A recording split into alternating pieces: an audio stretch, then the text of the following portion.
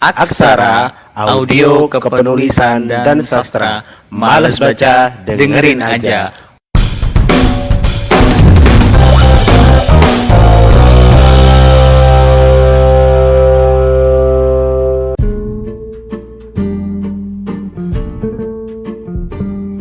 Assalamualaikum warahmatullahi wabarakatuh. Selamat pagi, selamat siang, selamat malam. Selamat datang di Aksara, audio kepenulisan dan sastra, sebuah podcast yang membahas tentang dunia artikel, kepenulisan dan sastra. Males baca, dengerin aja. Bersama saya Ulum Kadrun. Di episode perdana ini kita akan membaca bersama nih sebuah artikel tentang kasih sayang. Nah, buat teman-teman yang masih muda, masih ABG, bulan Februari pasti terkenal dengan bulan kasih sayang, ya kan? Artikel ini akan membahas tentang kasih sayang, tapi bukan kasih sayang biasa-biasa saja, yakni tentang 4 tokoh di dalam Al-Quran yang sangat menyayangi ayahnya. Nah, bagaimana konsep menyayangi di dalam Al-Quran? Al-Quran sendiri adalah kitab suci umat Islam yang banyak sekali di dalamnya menceritakan sesuatu. Gaya bahasa di dalam Al-Quran itu banyak sekali menggunakan bahasa-bahasa cerita untuk mengilustrasikan nasihat-nasihat yang akan diberikan kepada umat manusia, khususnya umat Islam tentunya. Nah, di dalam Al-Quran sendiri itu banyak sekali ayat-ayat yang menjelaskan tentang cinta kasih, tentang kasih sayang kepada sesama manusia, kepada alam, dan kepada Tuhan tentunya. Nah, salah satu yang menarik di sini adalah ada 4 tokoh di dalam Al-Quran yang sangat mencintai orang tuanya, terutama ayahnya. Nah, dari mana kita melihat atau seorang tokoh ini menyayangi ayahnya atau tidak? Tentunya ada beberapa tanda yang menandakan orang ini menyayangi ayahnya atau tidak. Salah satunya adalah panggilan kepada ayahnya. Di artikel ini, tokoh-tokoh yang akan saya sebutkan adalah tokoh-tokoh yang di dalam Al-Quran menyebut ayahnya dengan panggilan ya abati. Karena biasanya di dalam bahasa Arab orang memanggil ayahnya itu ya abi. Nah, kenapa di sini dipanggilnya ya abati? Nah, nanti kita akan bahas di bawah ya, teman-teman. Oke, untuk tokoh yang pertama adalah Nabiullah Yusuf alaihissalam. Disebutkan oleh Allah, difirmankan oleh Allah di dalam surat Yusuf ayat 4, "Idz qala Yusuf li abihi ya abati inni ra'aitu ahada asyara kawkaban wasyamsa wal qamara ra'aituhum li sajidin." Di sini Nabi Yusuf menggunakan kata ya abati kepada ayahnya.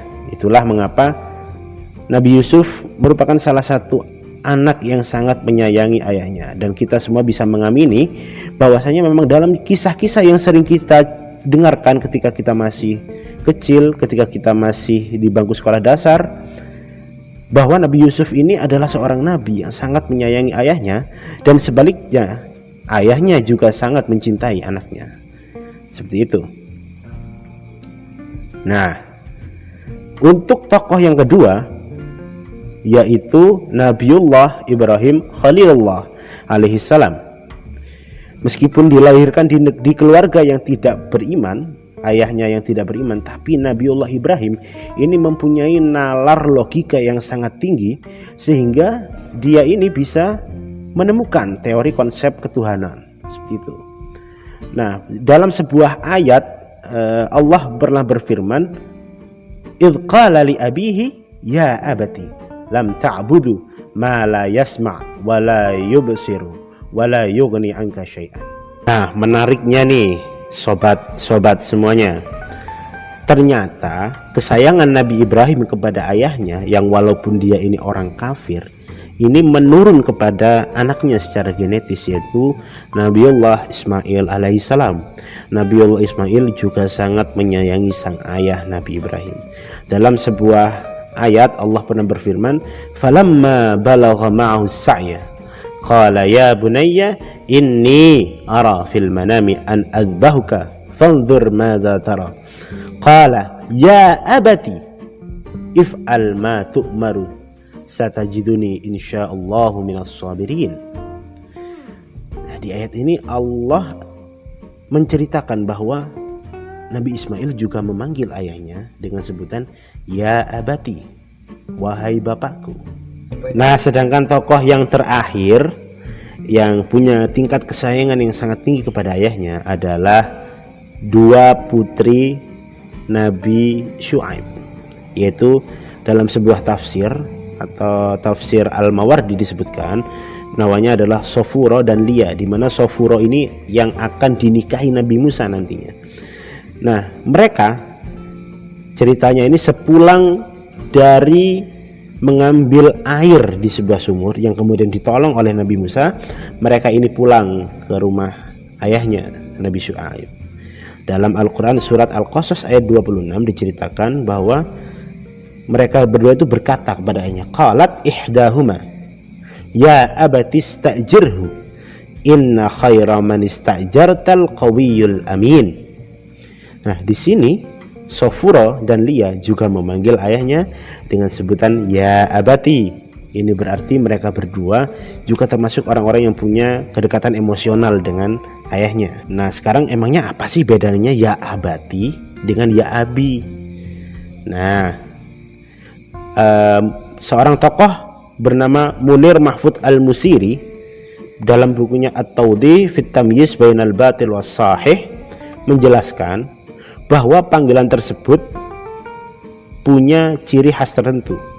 Dalam kitabnya beliau mengatakan nulahidhu min khilali hadzal hiwar kaifa istahdama nabiyullah Ibrahim al-khitab biqaulihi ya abati wa hiya a'zam wa shijah wa rabitah bima tahmilu min ma'ani al-hubbi war rahmati wal ikhlasi was sidqi fin nushi wasyafaqati lil mansukh, yang artinya jika kita teliti bersama teks di atas, yaitu ayat yang menjelaskan Nabi Ibrahim memanggil ayahnya ya abati, dari percakapan antara Nabi Ibrahim dengan ayahnya, bagaimana mungkin seorang Nabi Ibrahim menggunakan redaksi ya abati, padahal itu adalah tanda relasi yang sangat kuat dan sebuah koneksi yang diiringi nilai-nilai cinta, kasih sayang, keikhlasan, kesungguhan hati dalam menasehati dan simpati bagi yang dinasehati.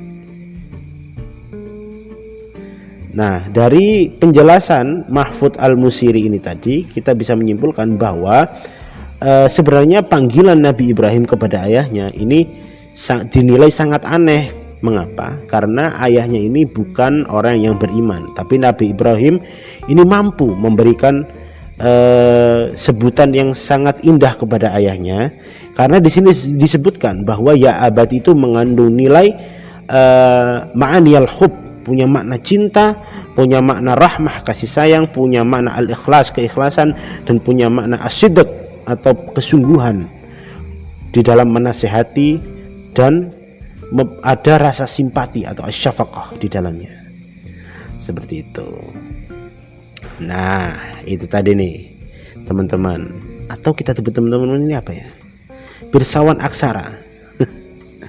Pirsawan aksara, demikianlah tadi ulasan dan perspektif yang bisa kita ambil dari artikel yang sudah kita baca bersama tadi. Nah, menurut Pirsawan aksara ini bagaimana? Mungkin ada sudut pandang atau argumentasi yang berbeda, bisa langsung cecein kami aja di Instagram @aksara.pod atau di YouTube kami, silakan di subscribe. Nama channelnya adalah Aksara Station, dan tentunya dengarkan kami selalu di Aksara Podcast yang tentunya hanya ada di Spotify, Anchor, Google Podcast, Apple Podcast, dan lain sebagainya, aplikasi podcast. Terima kasih, semoga teman-teman tetap sehat selalu, jaga kesehatan, jaga jarak, tapi jangan jaga jarak kedekatan kita kepada Tuhan Yang Maha Esa. Oke, terima kasih dari saya. Sekian, saya Ulum Kadrun. Wassalamualaikum warahmatullahi wabarakatuh. Males baca, dengerin aja.